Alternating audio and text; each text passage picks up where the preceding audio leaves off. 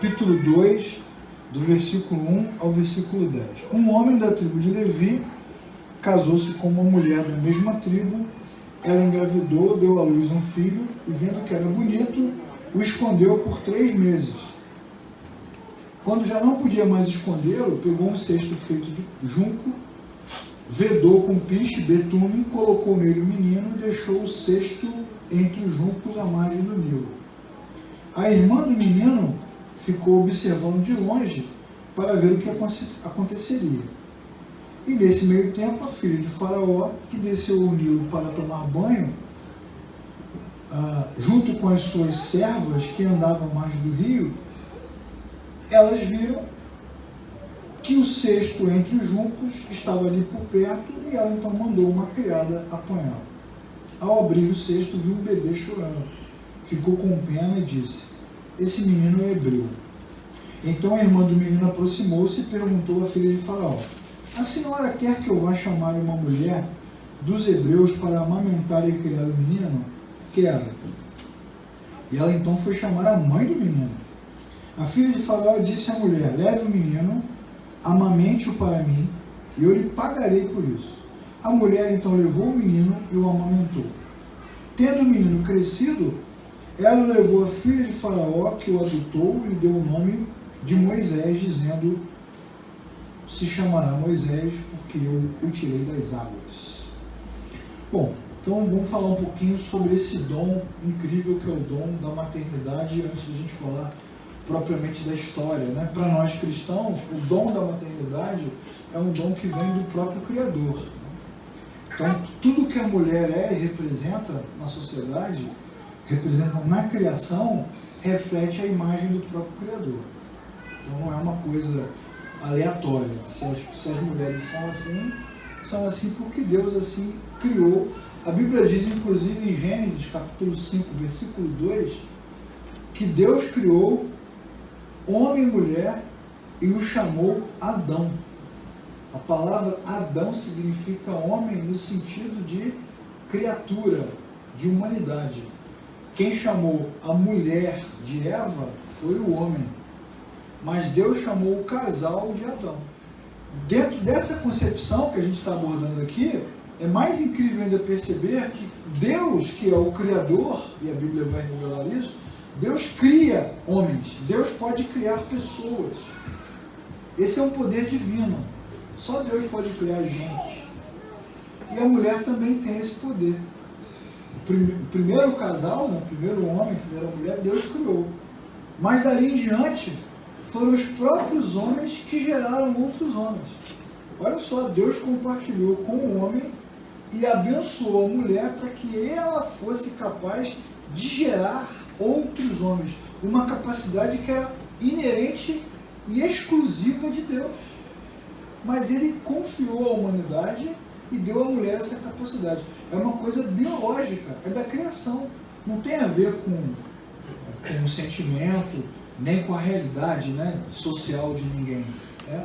Inclusive, algumas comunidades de fé apelam logo para a emoção nessas horas, né? Quando apresentam as crianças na igreja. Né? Olha que bebê bonito, papai sonhou com você antes que você existisse, Deus sonhou com você. Obviamente isso nunca aconteceu, porque as crianças, elas só existem porque homens e mulheres se unem. Então, você tem filhos, os filhos que você tem são resultado da união que você teve com alguém. Se você tivesse se unido com outra pessoa, esses filhos não existiriam, existiriam outros. Então eles não estão num céu de bebês engatinhando, né? Isso é inerente à raça humana. Isso é muito bacana de se falar, primeiro porque desconstrói essa coisa romantizada da religião. E segundo, glorifica o Criador. Porque o Criador realmente cumpriu o que tinha dito, né? Vamos fazer o casal, fazer o homem a nossa imagem e semelhança. E Deus faz gente, consegue fazer gente. E o ser humano também consegue. E a mulher, nesse sentido, é abençoada, né? A sua maternidade é abençoada. É legal também dizer que na antiguidade, nas antigas civilizações, o fato da mulher poder ter filhos transmitia a ideia de que ela era uma pessoa abençoada. E as mulheres que não conseguiam ter filhos se consideravam e eram consideradas amaldiçoadas, né? A esterilidade, a mulher estéril, uma mulher que carregava um peso muito grande, porque ela não conseguia gerar. Não é assim que Raquel fala com Jacó: me dê filhos, senão eu morro. Dá um grito, né, de horror: eu quero filhos. Ana chora porque não pode ter filhos. Então isso, nas civilizações antigas, era muito complicado, né? Muito complicado. Mas Deus é muito bom nesse sentido. Deu ao homem a capacidade de gerar e deu ao homem também a capacidade de superar essas dificuldades. Hoje, muitas mulheres que não poderiam ter filhos no passado podem, por várias questões que já aconteceram, a melhoria da ciência, né, da medicina e tantas outras possibilidades que as mulheres podem gerar. É que todo o processo que envolve maternidade, que envolve criação, procriação, descendência, crescimento, desenvolvimento, tudo isso glorifica a Deus, irmãos. Deus é glorificado. Cada vez que uma criança nasce, o Criador é glorificado. Crescer e multiplicar foi a ordem de Deus para a criação. Então, cada vez que nasce uma criança, seja qual for a circunstância, Deus é glorificado. Então, obviamente, cada vez que uma criança morre ou é impedida de viver, nós vemos literalmente o mal, né, agindo poderosamente para impedir que a ação de Deus continue e prossiga. É sempre uma ação maligna contrária ao Criador. A ação do Criador é a ação da criação, da bênção, do crescimento, do desenvolvimento, do nascimento, da vida. E o mal não, o mal quer parar. E aí o texto de Êxodo vai mostrar o quê? Faraó, possesso, né, indignado, com raiva dos hebreus, dando uma ordem. Qual é a ordem que ele dá? Que todos os meninos devem ser mortos, não devem viver. É um tempo horrível, é um tempo de horror. O faraó está com raiva, ele entende que os hebreus, que antes eram amigos, agora são uma ameaça. Num primeiro momento, na época de José, né, ainda no livro de Gênesis, os hebreus são amigos dos egípcios. Na verdade, José salvou o Egito da destruição. Nós somos amigos, somos parceiros, né, de um grande projeto de manutenção da vida. Mas surge um faraó que diz assim: não, esses caras são uma ameaça. Eles são uma ameaça. Os hebreus não sabem, mas nós aqui lendo sabemos que tem uma ação maligna aí. Não é? Tem uma ação maligna. De tempo em tempo, o inimigo das nossas almas, o inimigo do Criador, tenta destruir os servos e servas de Deus, porque ele sabe, como foi dito lá em Gênesis 3:15, que Deus havia dado uma palavra, um decreto, né? De ti sairá um que pisará na cabeça da serpente. Então, o inimigo sabe, a serpente estava ali. Ele sabe que aquela turma ali que tem aliança com Deus, de alguma forma, precisa ser impedida.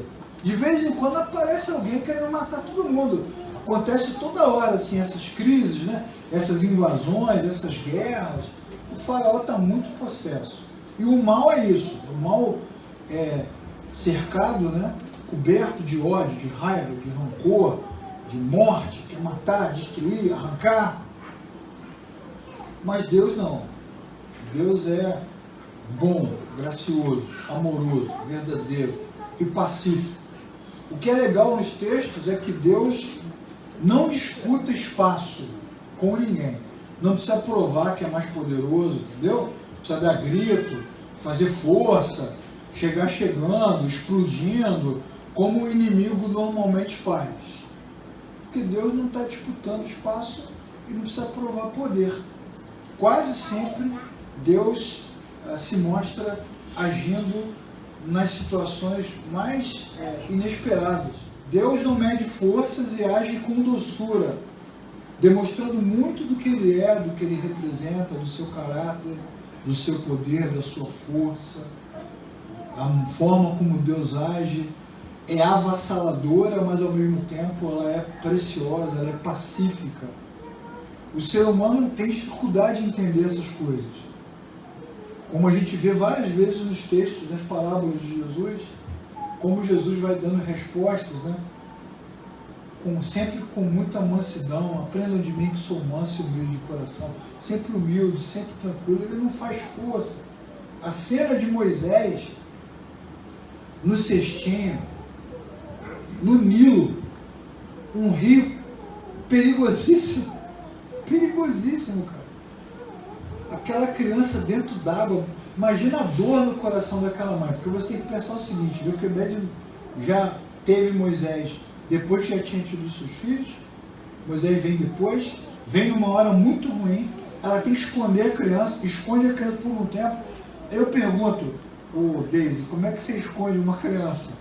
Como é que você esconde uma criança, cara? Como é que você faz uma criança não fazer barulho, não chamar atenção, no momento em que Faraó está caçando crianças para matar? Como é que você faz? Imagina a tensão dessa mulher, né? A dor, o sofrimento, até o momento que ela não pode mais esconder, então ela tem que arrumar um plano, coloca ele no cesto, mete no Nilo. Isso é um ato de desespero daquela mulher. Isso não faz sentido. Olhando para o texto, nós podemos dizer: nossa, mas Deus tinha um plano, irmãos, aquele cesto está sendo empurrado pela mão de Deus e a comunidade, aleluia! Mãe, por um momento, para o sofrimento, está tenso o negócio, está muito tenso, está desesperador, está brabo, né? Não foi assim que aconteceu com José e Maria também? Teve um sonho, né? O que o anjo disse no sonho? Run. E aí imagina aquele camarada fugindo com a sua mulher, para onde? É para o Egito. Parece até que é o mesmo cenário se repetindo, correndo, fugindo da morte, fugindo do ataque, fugindo da dor, fugindo da amargura. É a dor da mãe, é a dor do coração e é a dor do amor. O amor tudo sofre, tudo crê, tudo espera, tudo suporta. O amor de Deus é sofredor. O amor é isso. Sente o peso, sente a pressão, aguenta na cruz, na vida, na história. O amor de Deus é assim, irmão. Essa coisa de pastores, líderes, crentes, dando palavras de poder, levantando as mãos, declarando coisas, enfrentando o demônio, isso aí é obra de ficção. É gente falando de coisas que não tem na Bíblia, como se nós estivéssemos lidando com magia. Nós não somos bruxos, somos crentes.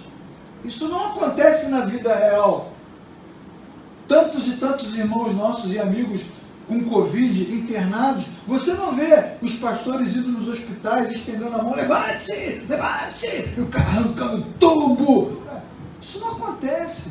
O que a gente vê é o amor sofrendo, é as pessoas orando, se humilhando, chorando, implorando, pedindo a Deus que tenha misericórdia. Os que são beneficiados pela graça, que se recuperam, choram de gratidão. Os que partem deixam ali um rastro de tristeza e de incompreensão. A vida é cheia de incompreensões, cheia de dificuldades. E o amor, ele tem esse poder de resistência. E nesse sentido, juntando tudo que eu falei até agora, a mãe, o dom da maternidade, a capacidade de gerar filhos, criar filhos, de reproduzir esse poder que Deus tem de dar a vida, isso é um retrato muito tangível do que o amor é. Essa coisa física, emocional, que dá à mulher uma condição assim, como é que eu posso dizer, indescritível de bravura, de coragem, capacidade para ficar horas e horas acordada, desistir de si mesma, sofrer pelos filhos. Isso é uma coisa muito, muito, muito assim, próxima, muito tangível do que Deus é, do jeito de Deus, do amor de Deus, dos atributos de Deus. Uma coisa assim que não dá para se explicar. E Deus fala isso também. No próprio texto bíblico, no Antigo Testamento, Deus diz: pode uma mulher, uma mãe, esquecer-se dos seus filhos? Deus perguntava: isso é possível? Nós todos diríamos aqui: olha, isso é difícil, hein? Mas Deus responde: ainda que isso seja possível, eu, no entanto, jamais me esqueceria de você. Então Deus faz, o próprio Deus compara o seu amor, a sua graça, a essa capacidade incrível que as mulheres têm de gerar a vida, de sustentar a vida, de manter os filhos, de cuidar dos filhos e de se tornar uma referência para eles até o final da vida. Amor indestrutível, né? Contra o ódio de Faraó, contra o poder de arma, de fogo, de morte do Egito. O que você tem, Joquebede? Não tenho nada, eu tenho fé e tenho um cestinho. Então ela bota o bebê dentro do cesto, chorando, e aí você vê Deus agindo, porque aí o Joquebede não sabe, a filha não sabe, a menina que está ali, que é Miriana, não sabe, ninguém sabe. E o que ninguém sabe? Que Deus tem um plano por trás daquela história. Ele está agindo agora com graça, com amor, com paciência e com muito bom humor também, né? Porque quem vai criar o inimigo de Faraó é a própria filha do Faraó. Todo movimento maligno é sempre o movimento da destruição. É Faraó, né? É Herodes, é a Pérsia, em tempos diferentes da história, e hoje nós temos vários movimentos, como por exemplo o movimento do aborto, que é global. Tantas e tantas pessoas tentando interromper esse processo. Hoje eu também li na internet, li no Twitter, um movimento nos Estados Unidos, um grupo fazendo um movimento na mídia para não se usar mais a palavra mãe, mas dizer assim, aquela que deu a luz, ou a pessoa que deu a luz, numa tentativa sempre constante de desmontar o que já existe, de desconstruir o que foi fundamentado, né, de ir arrancando do coração das pessoas, da mente das pessoas, aquilo que o próprio Criador implantou. É sempre um movimento do mal contra o bem, das trevas contra a luz. Sempre esse movimento. O que a Bíblia nos mostra, isso serve sempre para a nossa edificação, é que apesar de toda essa força que as trevas tentam fazer e se impor, o nosso Deus sempre prevalece. E contra todo esse movimento que se levanta, toda essa nuvem de escuridão, a luz do Senhor resplandece. E o amor de Deus se sobrepõe a toda essa maldade. Nesse sentido, e é aqui que eu termino, eu acho que há duas lições importantes para o texto de Joquebede e para nós. A primeira lição é que toda mulher deveria ter sempre na sua mente, no seu coração, um sentimento de honra, primeiro porque ela é capaz de reproduzir algo que Deus é capaz de fazer, gerar a vida. Isso é um dom, é uma graça, é uma coisa incrível, sobrenatural, inexplicável. Toda mulher deveria ser grata a Deus por isso, e todos nós, olhando para esse texto, deveríamos honrar as nossas mães com muito carinho sempre, cada um fazendo, agindo dentro das suas próprias possibilidades, sem criar julgamentos, nem criar padrões. Mas a honra é necessária. A honra é tão necessária e tão importante que ela é determinada nas Escrituras. Honra teu pai e tua mãe, para que se prolonguem os seus dias sobre a terra. Como diz a própria Escritura, é o primeiro mandamento com promessa. É uma imposição de Deus, não te deu opção. Nenhuma opção. Porque o próprio Deus nos mostra que confiou a essas mulheres uma habilidade incrível, inacreditável. Inacreditável. Essa é a primeira lição. Então Joquebede, vivendo o seu drama, lutando com bravura, crendo na graça e no amor de Deus, ela representa todas as mães, todas as mulheres em muitas e diferentes épocas, pela maneira como ela se entrega com coragem a uma circunstância que ela não domina, ela não sabe o que vai acontecer, mas ela está ali, disposta, tentando. E é engraçado o texto também, quando você vê que o nascimento de Moisés provavelmente deve ter causado um susto nela. Eu fico imaginando a torcida, né? Não tinha ultra para fazer, né? Mas vai ser menina, vai ser menina, pelo amor de Deus, vai ser menina, que o garoto vai dar um problema. Quando nasce Moisés, caramba, e agora? Mas a Bíblia diz que ela se apaixona pelo menino, que ele é bonito. Olha só, toda criança, de alguma forma, gera uma relação afetiva com a mãe. Por que o autor do texto faz questão de colocar esse detalhe que não deveria ser algo incomum para nós, a mãe se apaixonar pelo filho? Porque, na verdade, sim, tem algo maior do que ela acontecendo ali. Tem algo que Deus vai plantando dentro dela. O próprio Criador não vai permitir que ela pare, então ela começa a lutar contra o improvável. E é assim que muitas mães também fazem, lutam contra o improvável. Esse amor de mãe, esse amor resistente, que não apaga, que não termina, que não acaba, que não desiste, representa o nosso Deus, que foi assim que Ele fez conosco. Ele nos amou ainda quando nós éramos inimigos dele e foi até o fim na cruz e consumou a sua obra. Bendito seja o nome do Senhor. A forma como o dom da mãe acontece, isso deve sempre nos lembrar que isso reflete muito o amor, as características de Deus. Nesse sentido vem a segunda lição, qual é? Que a maternidade, o gerar filhos, o ter filhos, glorifica o Criador. É para a glória de Deus.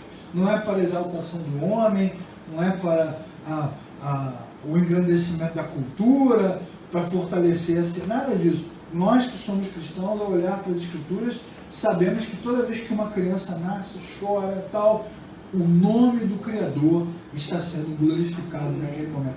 A palavra que ele deu lá em Gênesis, crescer e multiplicar, continua se cumprindo dia após dia. Portanto, o nosso Deus, ele é imparável. Isso significa o quê? Que toda vez que as mulheres são mães, que as crianças nascem, que as coisas acontecem, Deus é glorificado poderosamente. E isso deve alegrar o nosso coração. Deve alegrar o nosso coração e deve fortalecer a nossa mente contra todo esse pensamento contrário, maligno, obscuro, tentando nos convencer que a maternidade é uma coisa ruim, que os filhos são coisas ruins, que isso é ruim para a humanidade, é ruim para a população, é ruim para a cultura, é ruim para isso, é ruim para aquilo, e a gente começa a considerar já um monte de possibilidades, e as discussões vão saindo do prumo. Então a palavra de Deus, ela acende a luz e nos faz lembrar quem nós somos. Quem nós somos? Somos cristãos. E por causa de Cristo, nos tornamos filhos de Deus. E quem é esse Deus que nos chama de filhos? É o Deus Criador dos céus e da terra. Dono de todas as coisas, gerador da vida. Então, nenhuma morte de criança, nenhuma dificuldade de mãe, nenhuma campanha pró-aborto, pró-morte, pró-destruição, nada disso deve nos alegrar, jamais.